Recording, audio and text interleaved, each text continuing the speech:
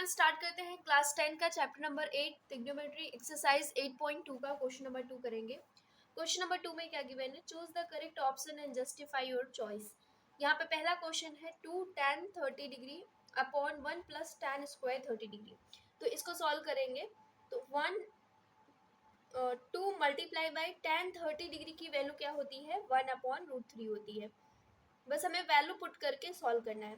नीचे दिया हुआ है 1 प्लस 1/√30 सेम दिया हुआ है, तो 1/3 इसका होल स्क्वायर करेंगे।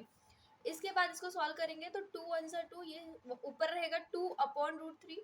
नीचे वाले पार्ट सॉल्व करेंगे तो 1 प्लस 1 का स्क्वायर 1 होता है एंड √3 का स्क्वायर क्या होगा, 3 होगा। आगे सॉल्व करेंगे 2/√3। देखो मैं इसको कुछ नहीं कर रही हूँ, ऊपर जैसा है वैसा ही, बस नीचे वाला पार्ट हमें सॉल्व करना है। तो जब एक होल नंबर और एक फ्रैक्शन हो तो क्या करते हैं, यहाँ पे नीचे 1 रखेंगे और इसके बाद इसको सॉल्व करेंगे। तो वैसे क्रॉस मल्टीप्लीकेशन करेंगे तो क्रॉस मल्टीप्लीकेशन में 3 1 ज़ा 3 हो जाएगा, 1 1 ज़ा प्लस 1 हो जाएगा एंड नीचे कितना हो जाएगा, 3 1 ज़ा 3। तो 2/√3, 3 प्लस 1 कितना हो जाएगा, 4 और नीचे हो जाएगा 3। तो जब ऐसा केस बन जाता है तो हम क्या करते हैं, इसके लिए 2/√3 ऐसे ही रखते हैं, मल्टीप्लाई का साइन लगाते हैं। इसके बाद ये जो 4/3 है उसका उल्टा रिवर्स करके मतलब 3/4 कर देंगे। ये हमारा इस तरीके से बन के तैयार हो जाता है। अब जो कट हो रहा है उसको कट करेंगे, 2 1 ज़ा 2 2 ज़ा 4। यहाँ पे रूट जो 3 है ना, इस 3 को हम क्या लिख सकते हैं, √3 लिख सकते हैं। √3 मल्टीप्लाई बाई √3 लिख सकते हैं, क्योंकि √3 और √3 को मल्टीप्लाई करोगे तो क्या हो जाएगा, 3 ही आंसर आएगा। तो आप रेशनलाइजेशन भी कर सकते हो, नहीं तो आप इस तरीके से डायरेक्ट कर सकते हैं। नीचे क्या बचा था, √3 बचा था और यहाँ पे 2 बचा था, तो यहाँ से √3 कैंसिल हो जाएगा, बचेगा क्या, √3/2। अब यहाँ पे हमें ऑप्शन में चेक करना है ये किसकी वैल्यू होती है। sin 60 की वैल्यू √3/2 होती है, तो हमारा पहला आंसर हो जाएगा। पीछे का भी चेक कर लेते हैं, क्योंकि cos 60 कितना होता है, 1/2 होता है, tan 60 कितना होता है, √3 होता है, sin 30 कितना होता है, 1/2 होता है। तो हमारा जो आंसर मैच कर रहा है वो कौन से मैच कर रहा है, कौन से ऑप्शन से मैच कर रहा है, पहला ऑप्शन। ओके, नेक्स्ट क्वेश्चन चलेंगे। 1 minus tan square 45 degree upon 1 plus tan square 45 degree solve करना है वैल्यू रख के। तो 1 माइनस और tan 45 डिग्री की वैल्यू होती है 1, तो 1 का स्क्वायर 1 प्लस 1 का स्क्वायर, तो 1 माइनस 1 का स्क्वायर 1 और 1 का स्क्वायर कितना हो जाएगा, 1 हो जाएगा। तो 1 माइनस 1 कितना हो जाएगा, 0 और अपॉन 2, तो 0/2 क्या हो जाएगा, आंसर 0। तो ये हमारा लास्ट वाला ऑप्शन डी। नेक्स्ट चलेंगे, नेक्स्ट क्वेश्चन में क्या दिया हुआ है, sin 2a is equal to 2 sin a is true when a is equal to कितना होगा।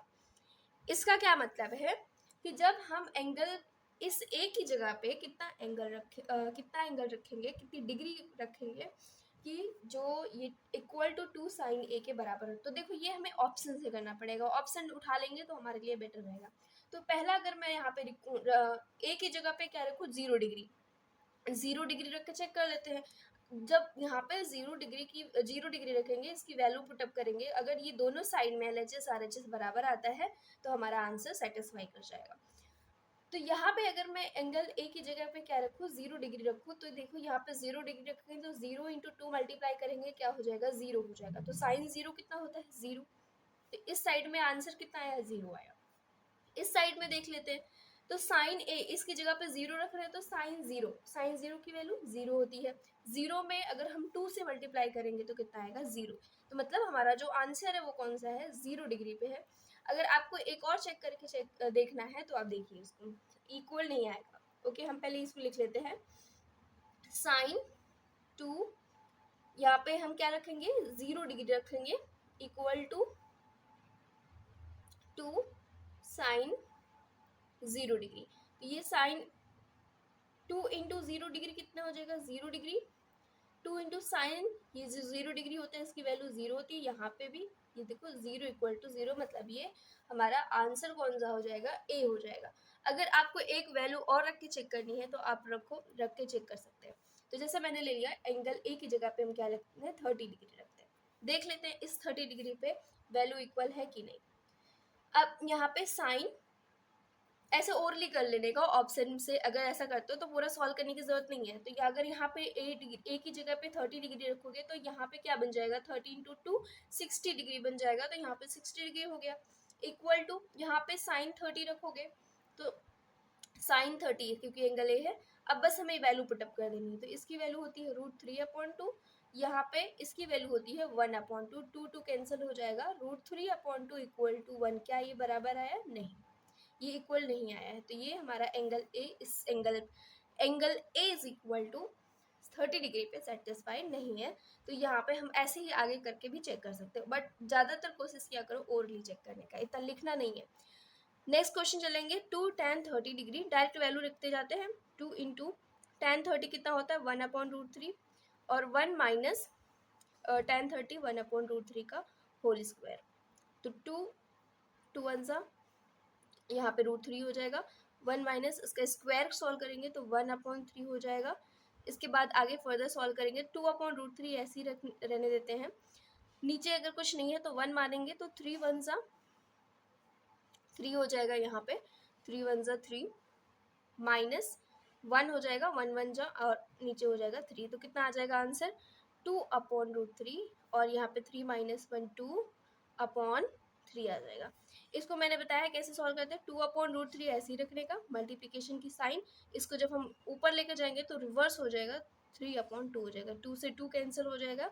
मैंने बताया अभी नीचे 3 है तो रैशनलाइजेशन भी कर सकते हो, नहीं तो क्या 3 की जगह पे हम क्या लिख सकते हैं, √3 इंटू √3 लिख सकते हैं। तो यहाँ से √3 कैंसिल हो जाएगा। तो आंसर कितना आया, √3। अब बस हमें यहाँ पे चेक कर लेना है किस एंगल पे, मतलब कौन सा ऑप्शन सही है जो हमारा आंसर √3 आए। तो cos 60 डिग्री वैल्यू होती है 1/2 होती है। साइन 60 कितना होता है, √3/2 होता है। tan 60 कितना होता है, √3 होता है। अगर साइन 30 की बात करें तो 1/2 होता है। तो हमारा आंसर कौन सा है, ऑप्शन सी।